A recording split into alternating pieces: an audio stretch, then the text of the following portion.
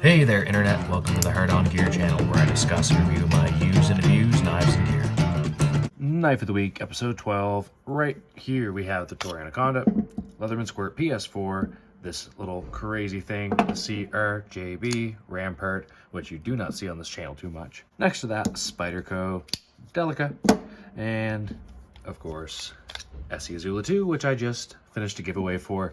That still needs to be claimed, but I'm sure it will be in the next few days. If you don't know what I'm talking about, check out the 2000 GOT entry video. And yesterday we released the, I guess the video where I picked the winner. So yeah, feel free to check those out. And then at some point here in the future, as the channel grows, I'll be doing more giveaways. So keep an eye out for that. For those of you who missed out, probably the best way to not miss out, I'm going to do the whole YouTube plug here and say that you should probably be subscribed, have the notification bell turned on. These giveaways are fair and free to enter. However, the folks who do watch all the videos and have the notification bells turned on tend to be the ones who don't miss the giveaways. So that is kind of the way this works. The more loyal folks do tend to come out on top for those ones. So yeah, congrats again to the winner of that, and thanks again to everyone who participated and shared and made that a fairly successful first giveaway. As for Knife of the Week, this is the weekly video series where I talk about what knives I carried in my pockets and what I used the most, what I didn't use, and what knife ended up being my Knife of the Week. So yeah, the weird thing that you see on the table right now, the CRJB Rampart, is one that I picked up a couple years ago in a small local knife shop on the East Coast.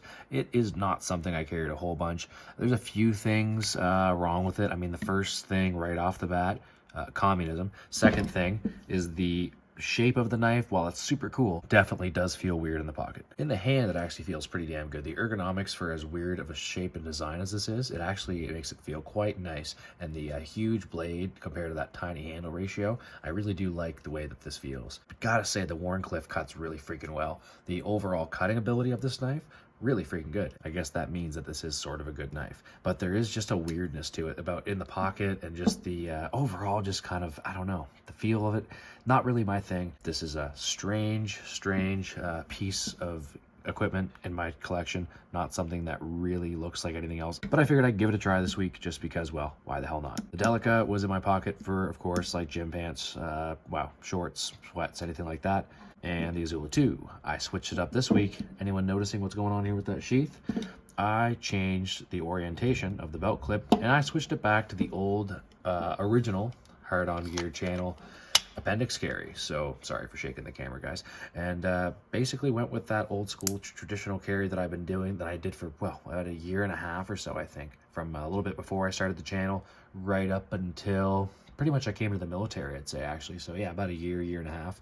And the only thing I'm doing different is I have this a little bit further out to my left, so the handle's just sticking above my left pocket. So if I have my hand in my left pocket, it's super easy for me to go right to this, and whoop, out it comes. Yeah, that was the setup this week. Now, when I was in my work pants, like typical kind of army getup with like all the cargo pockets and stuff, as always, I'm carrying a bit more, and I'm going to be pretty much carrying as many things as I can comfortably carry in each of those pockets without looking too foolish. Mostly just so I can test things out if I get the opportunity. But in this case, this week, all these knives were on my person, well, minus the Delica, whether I was in jeans or whether I was working. So I just swapped this off, appendix carry, to whatever belt I was using on whatever pair of pants. And of course, the Toray Anaconda was in its typical 9 o'clock position, handle up, reverse draw, in case I ever wanted to use it for something. And there's the Squirt, which as of last week kind of found its way back into my rotation, filling that gap of giving me the pliers that a larger Leatherman tool would have, but of course at a fraction of the size and the weight.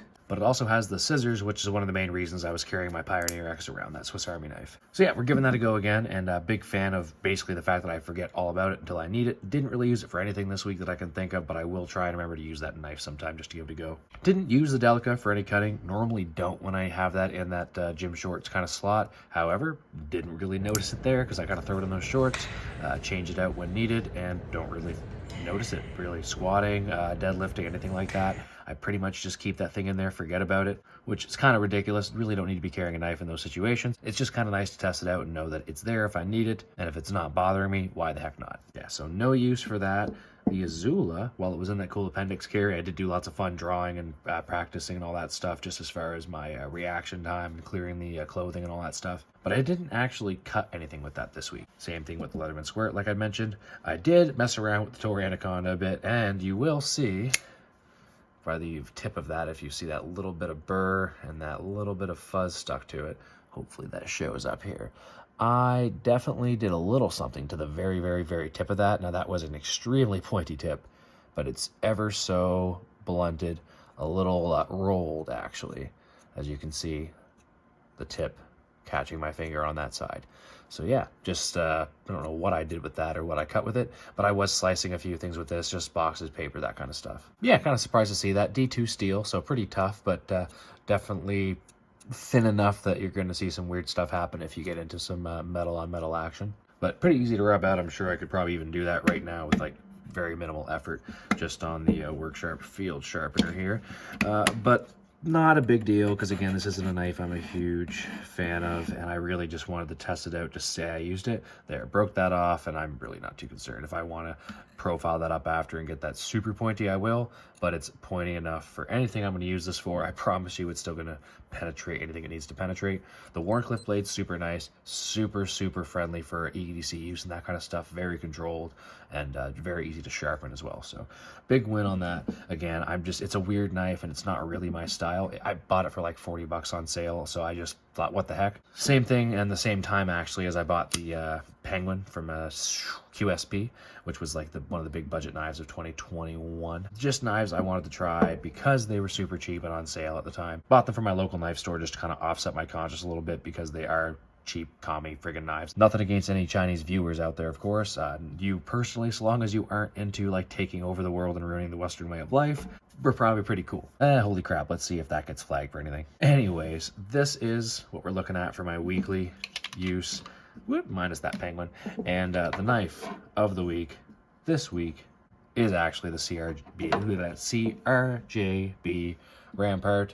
I did use this thing quite a bit, and as much as I want to maybe not like it, the ergos of this thing, when I did have to cut with it, really good. So not a big fan of carrying it. Felt super weird in the pocket. Don't really like the way that little angled here, the point kind of pokes up, and when I go to grab it, it just feels weird. Yeah, I don't know what to say about it. It cut quite well, and it did its job. Yeah, this is the knife of the week this week. Feel free to check out the recent knife of the week so you can see kind of the evolution of my EDC, and feel free to check out tomorrow's upload, which is going to be an entire kind of EDC rundown of the other stuff that I've been carrying, and the overall like kind of EDC philosophy of why I carry what I carry on my person, where I carry it. Keep an eye out for that, and we'll see you there or on next week's Knife of the Week. Don't forget to check out that GAW video, and don't forget to claim that prize. If there is no claiming of that prize within the next 5 days, by Friday at 2100 Eastern Standard Time, there will be another draw on Saturday, minus that name. So yeah, pay attention for that, and watch out for the maybe second draw if needed. Thanks again for watching. Hard on Gear channel, signing off.